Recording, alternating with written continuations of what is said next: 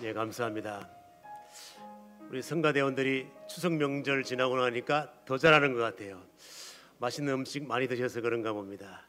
좋은 찬양대 허락하신 하나님께 다시 한번 영광의 박수 한번 합니다. 감사합니다. 자, 우리 옆에 계신 분들과 한번 사랑의 인사 나누겠습니다. 사랑하고 축복합니다. 예, 감사합니다. 되게 명절 보내고 나니까 얼굴이 다 환해지는 것 같습니다. 너무 감사합니다. 자, 오늘 본문 말씀 중심하여 여호와를 앙망하는 자, 이 제목을 가지고 은혜 나누고자 합니다.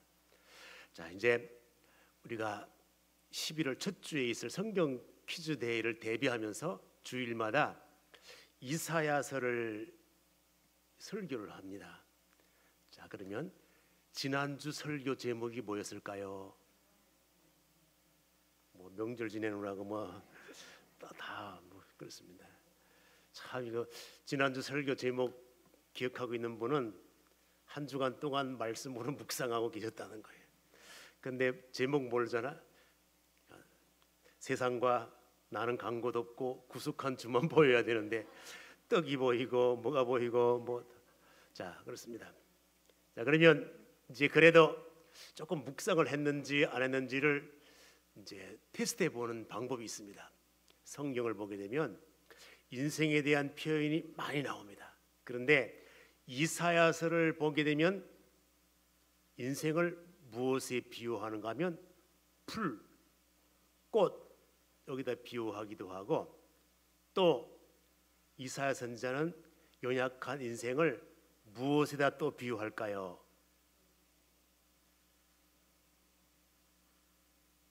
이렇게 조용할 수가. 상으로 시작할 건데 맞습니다. 상한 갈대, 이렇게 생각을 하시면 됩니다. 자, 그럼 상한 갈대요 퀴즈 문제로 나올까요, 안 나올까요? 나오지, 왜 안 나오겠습니까? 잘 이렇게 체크를 해두시다가, 그럼 상한 갈대라는 말이 성경 어디에 나오는지도 이렇게 가서 한번 찾아보고, 지난번에 예상 문제를 30장까지 했는데 안 가져갔어요. 그러나 공부 안 하겠다는 거예요. 그래서 오늘 예상 문제 이사야서 100문제를 이렇게 지금 프린트해 가지고 안내석에 놨어요. 그러니까 11월 첫 주까지 내가 선수로 안 나온다 할지라도 요걸 집에 가서 종합적으로 이렇게 보게 되면 이사야서에 대해서 대충 이제 알 수가 있습니다. 참고하시면서 나가실 때에 지난주 끝까지 2부씩 이렇게 받아가면 좋을 것 같습니다. 이사야 선지자는 인생에 대하여 설명할 때에 모든 육체는 풀이라, 그 모든 아름다움, 때로는 영화, 영광으로도 번역을 합니다. 그의 모든 영화는 이제 들의 꽃, 풀의 꽃, 이런 식으로 비유를 합니다. 그렇습니다. 자, 그래서 이제 우리 인생은 풀과 같은 존재, 그냥 말라지잖아요. 없어지잖아요. 시간 지나면. 이게 풀이에요. 우리 인생을 그렇게 표현을 합니다. 동양 문학에서는 이제 우리 인생을 표현할 때 어떤 단어로 표현하는가 하면 초계와 같다, 이런 말을 씁니다. 그래서 이런 책을 읽다가 초계와 같은 인생, 그러면 연약하구나, 보잘것없구나. 요 개자가 무슨 개자인가 하면은 겨자씨개야. 겨자씨 작잖아요. 보잘것없는 그런 작은 존재야. 또 이 개자를 어디에다 사용하면 티끌만큼 아주 작은 티끌에다가 할 때도 이 개자를 씁니다. 그러므로 인생 같을 여자잖아요. 우리 인생은 뭐냐?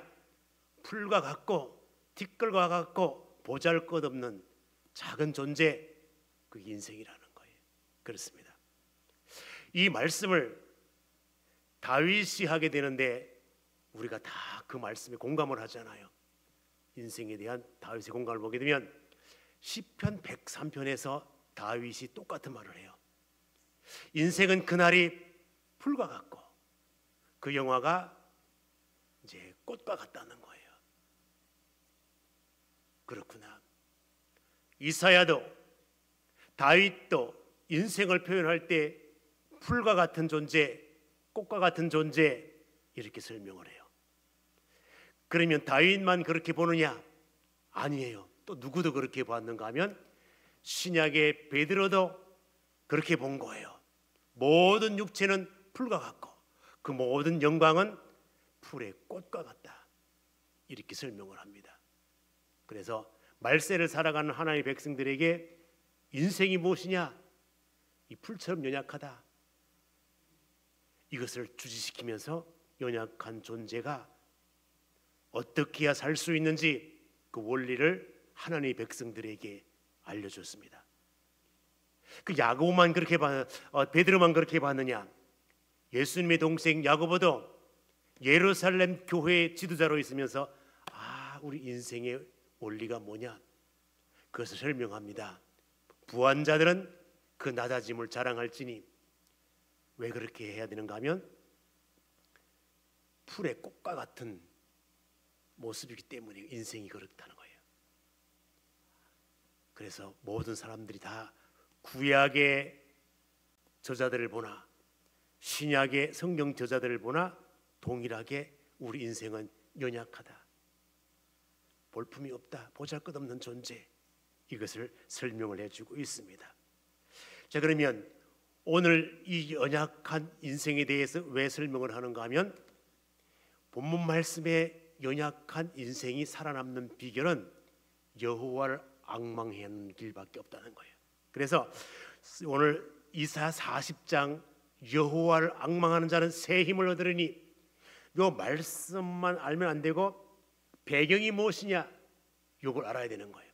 그래서 이사야 40장의 배경이 바로 그거예요. 연약한 인생이 포로로 잡혀간 거예요. 포로로 잡혀가서 고통을 당하는 거예요. 하루도 아니고 이틀도 아니고 뭐 일주일도 아니고 7개월도 아니고 7년도 아니고 몇 년의 세월 동안 고통을 당할까요? 70년의 세월 동안 고통을 당해. 그래서 하나님의 백성들이 이 포로 생활하는 동안에 거대한 바벨론 제국이 절대 무너지지 않는다. 그러면 우리는 포로 생활, 영원히 포로 생활이다. 내 아버지도 나도 내 아들도 손자도 대대로 이어서 우리나라는 포로 생활을 해야 된다. 절망인 거예요, 절망. 이 절망 가운데 있다가 절망이 원망으로 바뀌어. 내가 뭐 그래 잘못했다고 포로로 끌려가도록 만드나? 하나님, 내가 뭐 그래 잘못했습니까? 뭐 이런 식으로 그러다가 하나님, 우리 민족을 해방시켜줘야 되지 않겠습니까? 풀어줘야 되지 않겠습니까? 빨리 해결해 주세요. 뭐 이런 식으로 원망이 되는 거예요. 그렇습니다. 원망해도 뭐 강감소식이야. 포기 상태에 들어가는 거예요. 여러분 생각하세요. 가정들마다 이 부부지간에도 그런 경우가 있습니다. 여자가 결혼을 해고 보더니 남자가 너무너무 시원찮아. 속았다. 이래가지고 이제부터 절망 단계에 들어간 거예요. 절망이 원망으로, 여보, 내 당신 만나가지고 하나도 얻은 것도 없는데 당신 나에게 해준 거 뭐가 있노? 뭐 이렇게 따질 수 있어요. 원망할 수 있어요. 다른 거 다 필요 없고 뭐 내가 엄청난 걸 기대하나, 요거만한 거 들어달라 해도 그거 하나 못 들어주나. 그래 남자는 미련해가지고 잘 못 듣거든요. 이해 못 하거든요. 그러니까 여자는 어떻게 될까요? 포기하고 살아야지 뭐. 그렇습니다. 그래서 맨 처음에는 사랑으로 살다가 사랑 식어지니까 뭘로 살까요? 정으로 살아. 이제 오만정 다 떨어졌어. 그 다음에 뭘로 살까요? 뭘로 살까요? 모르는구나. 전우애로 살아. 전우애. 그래서 이제 내가 있어야 내 생명 보존한다고, 내가 있어야 내 생명 보존하고, 둘이 합해야 이제 생존의 길을 갈 수 있기 때문에 어쩔 수 없이 이제 이런 거, 이 삶의 삶. 그렇습니다. 이스라엘 백성, 하나님의 백성들이 바벨론 포로 생활하면서 그런 관계가 이제 된 거예요. 자, 그러면 이처럼 절망하고 낙심하고 출구가 없는 인생을 살아가는 하나님의 백성들, 이런 자들에게 꼭 필요한 것이 있다면 뭐가 필요한가 하면 하나님의 위로가 필요한 거예요. 무엇이 필요하다고요? 위로가, 하나님의 위로가 필요해요. 그래서 40장 보게 되면 40장의 서론이 그거야. 위로. 이 고통당하는 하나님의 백성들에게, 절망하고 낙심하는 백성들에게 필요한 건 위로야, 위로. 자, 한번 볼까요? 우리 한번 보겠습니다. 40장 1절 다 같이 한번 읽어보겠습니다. 시작. 너희의 하나님이 이르시되 너희는 위로하라, 내 백성을 위로하라. 자, 그렇습니다. 그러면 하나님의 백성들에게 큰 위로가 될 수 있는 건 뭔가 하면은, 야, 백성들아, 너희들 이제 노역이 다 끝났다. 포로의 삶이 다 끝났다. 이제는 돌아가는 길밖에 없다. 너의 죄 때문에 끌려왔지만 하나님께서 죄악을 다 사하셨다. 또 뿐만 아니라 너희들이 받을 벌 배나 받았다. 그러니까 이제 모든 것 다 끝났으니까 해방받아 돌아가는 길이다. 이게 하나님의 백성들이 큰 위로예요. 40장 2절 말씀 한번 읽어볼까요? 읽습니다. 시작.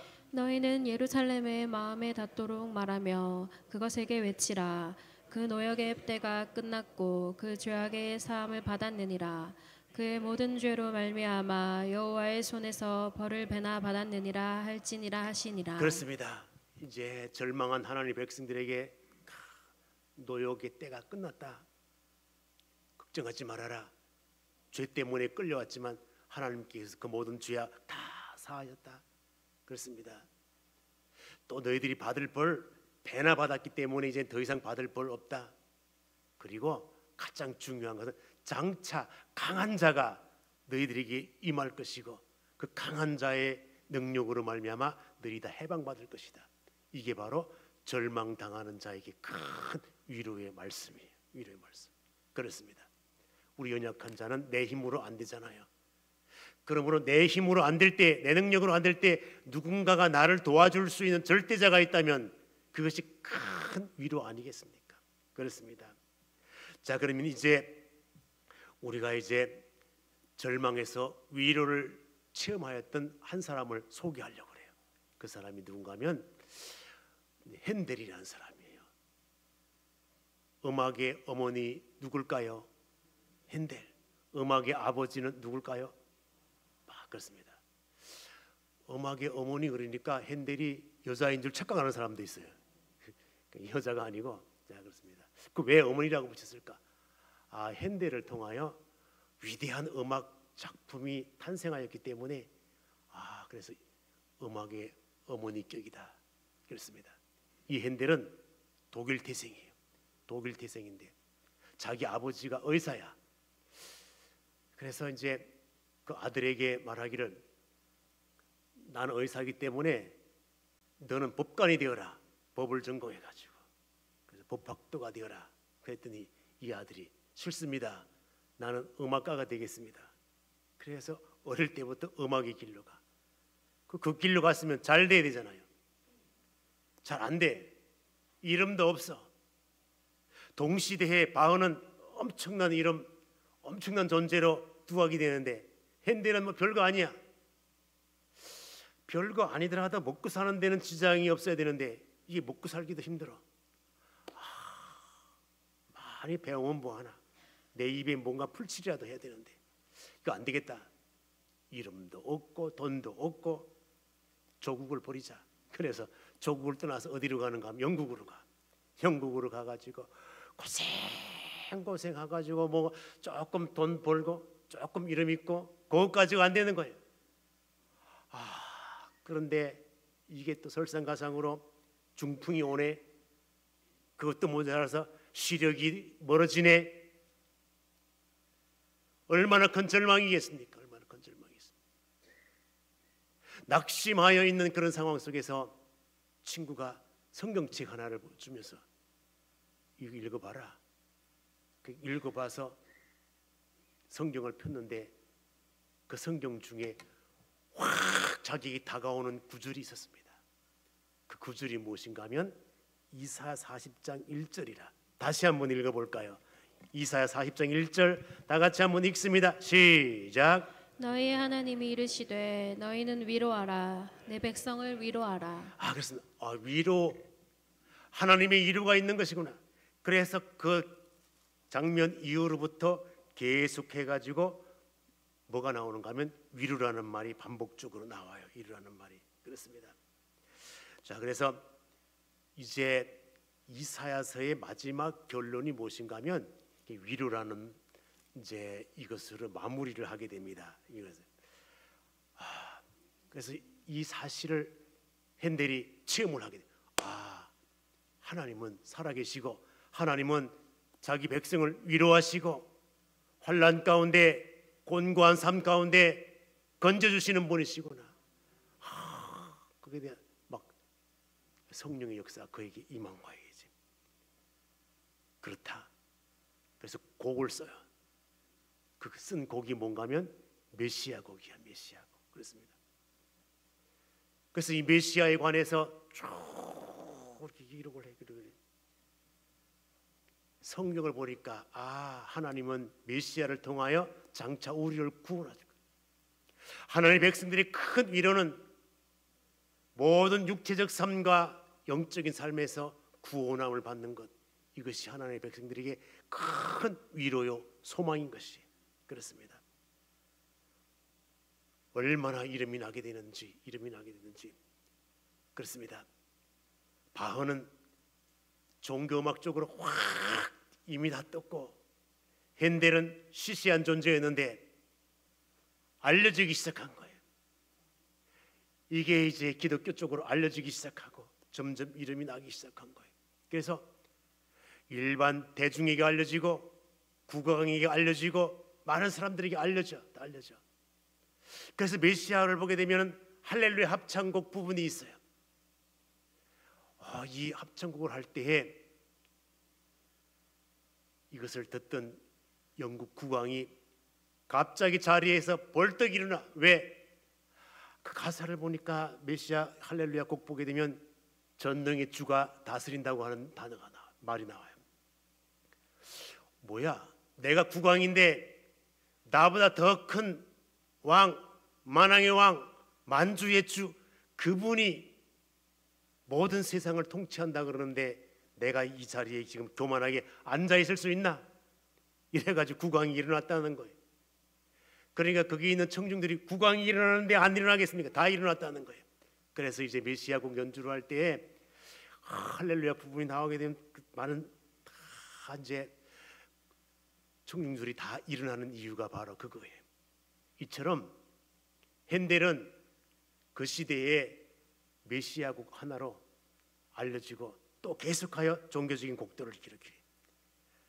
그래서 영국 백성들이 인정하고 영국 국왕이 인정하고 그래서 결국에는 이 핸델이 세상을 떠나게 되는데 어디에 안장되는가 하면 웨스트민스터 사원에 안장돼요. 그러면 이 웨스트민스터 이 사원은 뭐 하는 곳이냐? 왕 대관식을 하는데요. 이 취임식을 하는데요. 영국의 큰 대소사 대일들은 전부 이곳에서 하는 거예요. 저곳에는 이렇게 이런 엄청난 예식을 하기도 하지만은 역사적으로 가장 중요한 인물들이 저곳에 안치되어 있는 거예요. 그러면 국왕이 생각해 볼 때에 핸델이라고 하는 이 존재는 저곳에 안치할 만하다. 그래서 핸델이 죽어서 저 웨스트민스터 사원에 지금 안장되어 있다는 거예요. 그렇습니다. 핸델은 삶을 살아가는 동안에 절망을 경험한 거예요. 낙심, 그 고통을 다 경험한 거예요. 그것으로 끝나지 아니하고 바로 그에게 산 소망이 있게 된 것은 위로의 하나님을 만났기 때문에, 체험했기 때문에 그렇게 힘있게 일어설 수 있었다는 것입니다.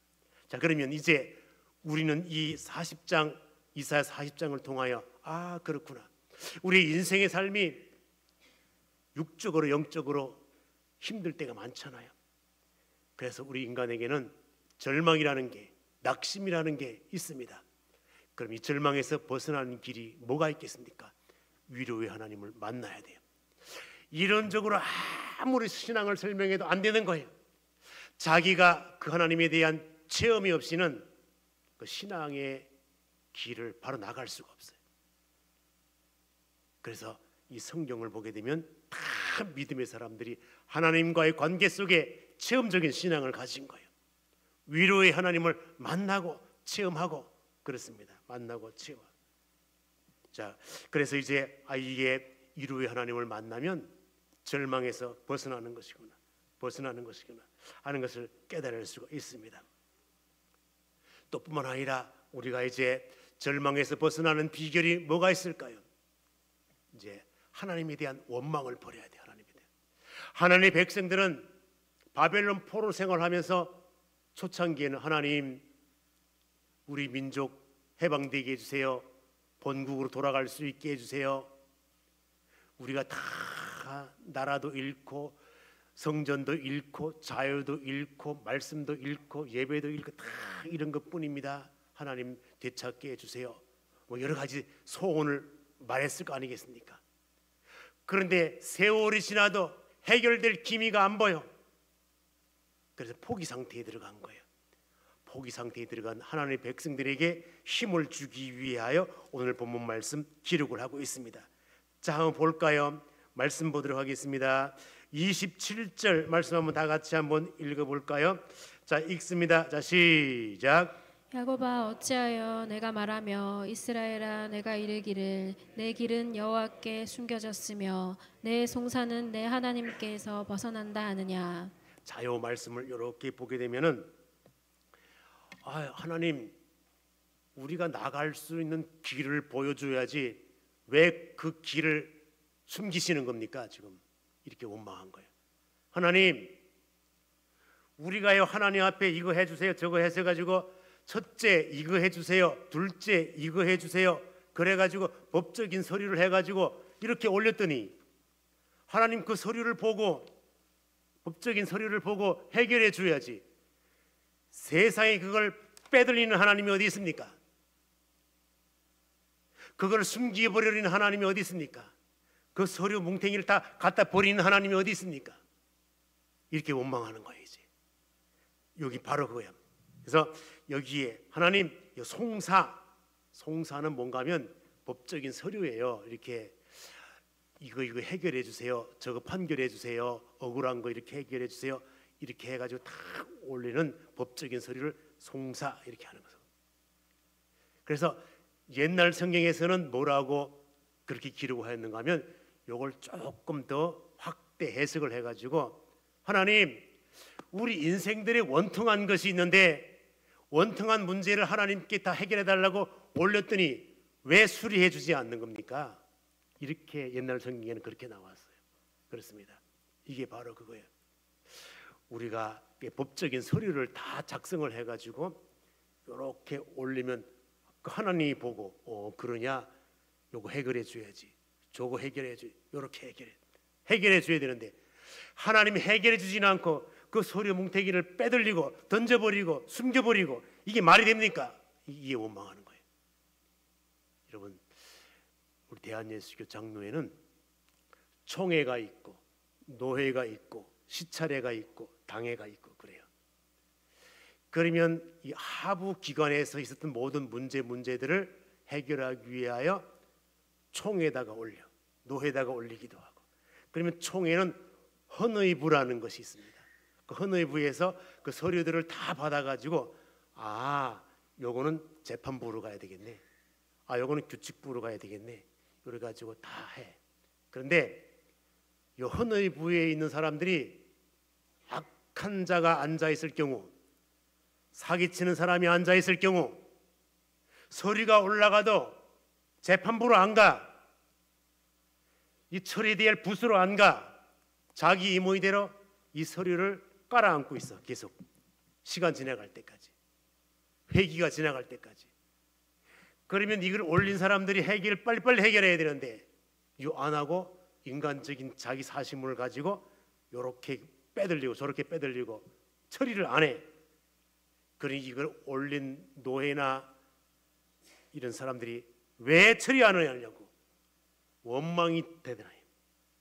이런 상황이라 하나님의 백성들이 하나님께 요거 해결해 주세요, 저거 해결해 주세요 서류를 올렸더니 하나님 빨리빨리 안 처리하고 이걸 계속적으로 지연시키니까 하나님 왜 숨기는 거예요? 왜 빼돌리는 거예요? 왜 서류를 내던지는 거예요? 이러고 원망하는 거예요. 지금 하나님 빼돌릴까? 길을 숨길까? 아니에요. 하나님은 하나님의 때를 기다리는 거예요. 그렇습니다. 백성들이 원망한다고 되는 문제가 아니라는 거예요. 그래서 이 절망에서 벗어나는 길은 원망이 아니라는 거. 원망. 그렇습니다. 원망을 버려야 된다는 거예요. 원망을. 그리고 하나님의 때를 기다려야 되는 거예요. 절망에서 벗어나는 것, 창조주 하나님을 신뢰하라. 그 하나님은 때가 되면 능력의 하나님이시기 때문에 문제 해결을 해 주신다는 거예요. 창조주 하나님. 그렇습니다. 예, 자 그러면 우리 한번 그 능력의 하나님께서 만물을 창조하셨을 뿐만 아니라 우리 인간도 다 창조하셨어요. 그렇기 때문에 하나님은 주권을 가지고 다스리시거든요. 그런데 연약한 인생들이, 생각이 짧은 인생들이 크신 하나님을 잘 이해하지 못하기 때문에 자기 나름대로 평가하고 이런다는 거예요. 자, 우리 한번 볼까요?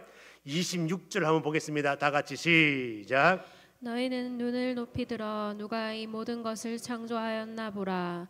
주께서는 수요대로 만상을 이끌어내시고 그들의 모든 이름을 부르시나니 그의 권세가 크고 그의 능력이 강함으로 하나도 빠짐이 없으느니라. 예, 그렇습니다. 바로 그거예요.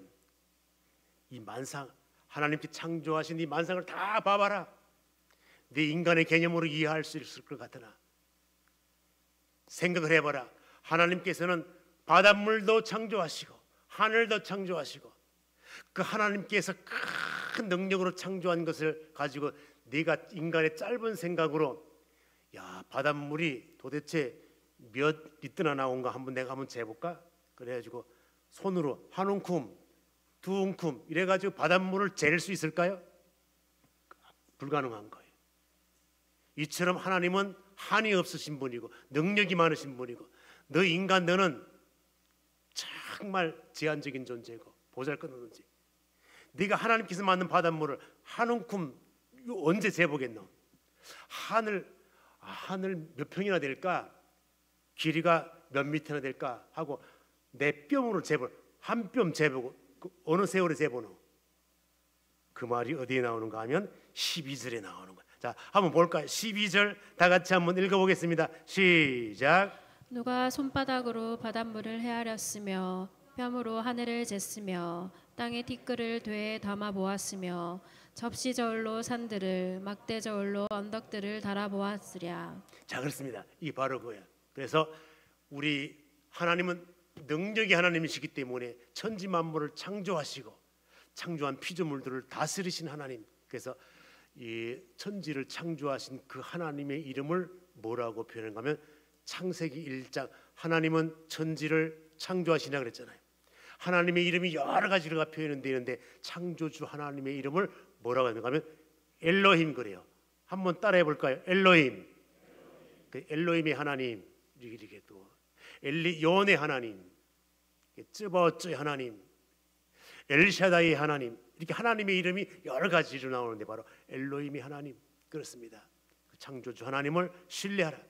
나를 창조하시고 나를 백성 삼으신 하나님께서 나를 버리겠습니까? 때가 되면 세우고 때가 되면 해방시켜 주시고 그 때를 기다릴 수 있어야 된다는 것입니다.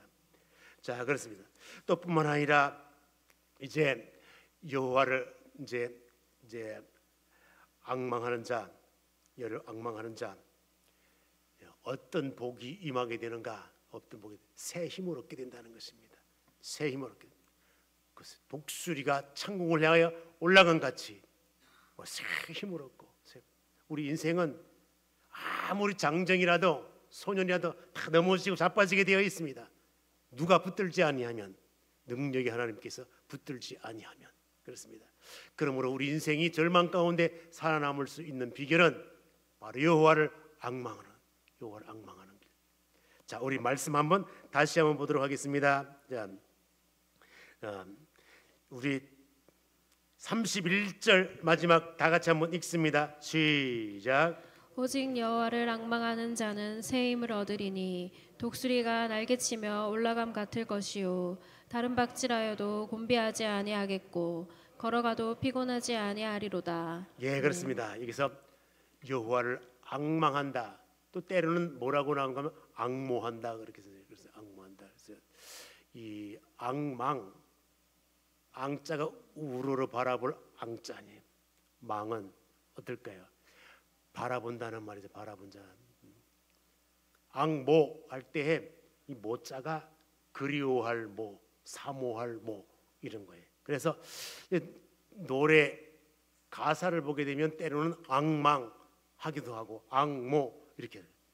그래서 우리가 찬송가 보면 주를 앙모하는 자 올라가 찬양 있잖아요. 주를 앙망하는 자 요래하면 참 좋을 것 같은데 앙모 이렇게 돼요. 또 자 그래서 이제 이렇게 나와요. 찬송가도 나오고 복음성가도 나오고 이랬잖아요. 그럼 오늘 오후에 요거 해야 될까요? 안 해야 될까요? 오늘 해야 되는데 시간이 바빠가지고 지금 안 됩니다. 그래서 여러분들 오늘 오후 시간을 통하여서 이 찬양을 드리면서 세상은 우리에게 힘을 줄 수 없어요. 여호와로 말미암아 새 힘을 얻을 수 있기를 주님의 이름으로 축원드립니다. 기도하겠습니다. 하나님 말씀을 허락하심 감사합니다. 이 말씀이 우리를 세울 수 있는 복된 말씀 되게 하여 주시옵소서. 예수님의 이름으로 기도 올리옵나이다. 아멘.